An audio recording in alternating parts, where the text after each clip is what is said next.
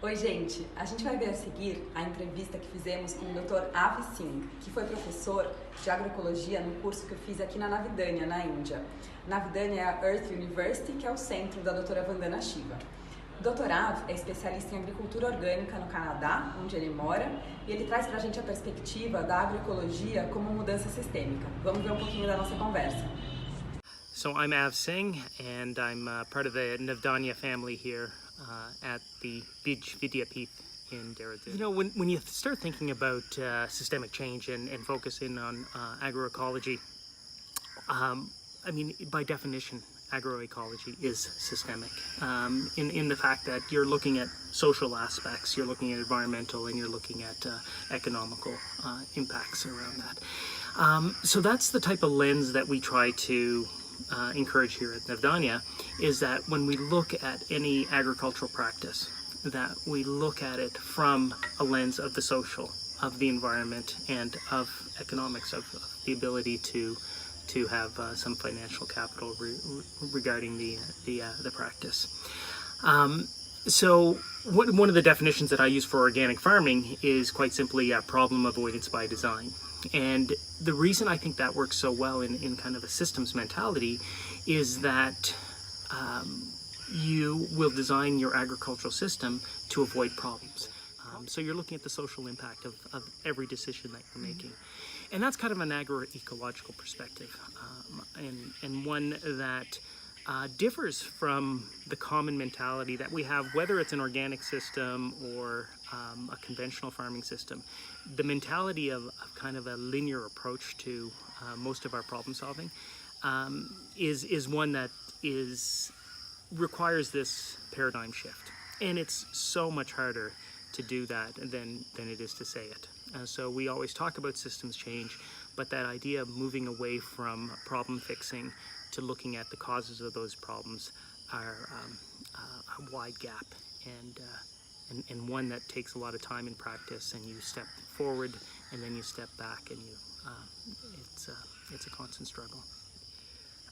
So as I was mentioning, the challenge between a linear thought process and a systemic one is really a battle that goes on within us. And right now, most humans, definitely in North America, we are definitely left brain focused. And our left brain is our rational, our logical, our linear, our objective side of our brain.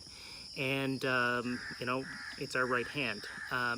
When you look at the right brain, your right brain is your subjective side. It's your emotional side. It's your non-verbal side. It's your imaginary side, and that's your holistic side. And we have really become so left brain focused, we're forgetting the power of the right brain.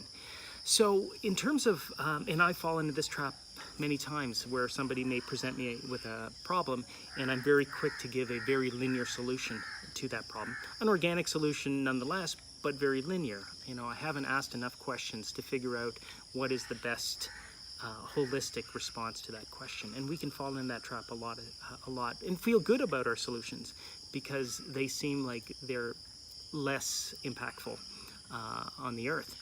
But are they the best solution? And so sometimes one of the best practices is to take the problem and kind of sit with it and use nature as your guide. Nature works in a very systems-based way. To sit in nature, to observe patterns in nature may help you in making sure that you're answering the question in a more holistic sense. I know that there's other people who will spend more time, you know, putting things in their left hand, you know, drawing with your left hand, things like that are definitely going to stimulate your right brain.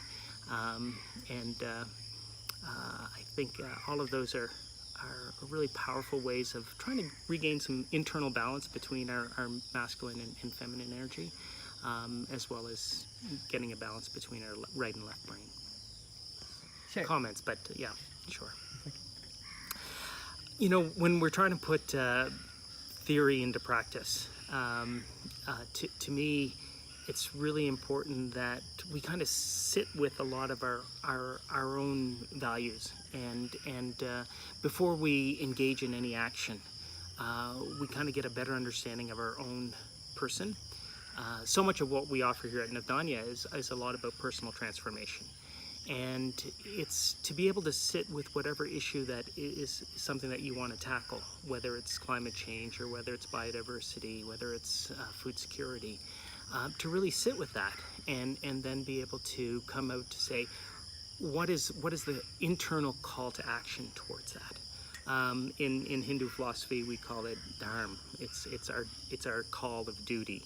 The beauty of doing that is that it's an authentic action from that, because it is something that you were kind of aligned with in doing. So I think that's a big focus, is just putting the time in and a lot of work into really understanding the situation, understanding the issues well enough, and understanding how that aligns with your own philosophies and values.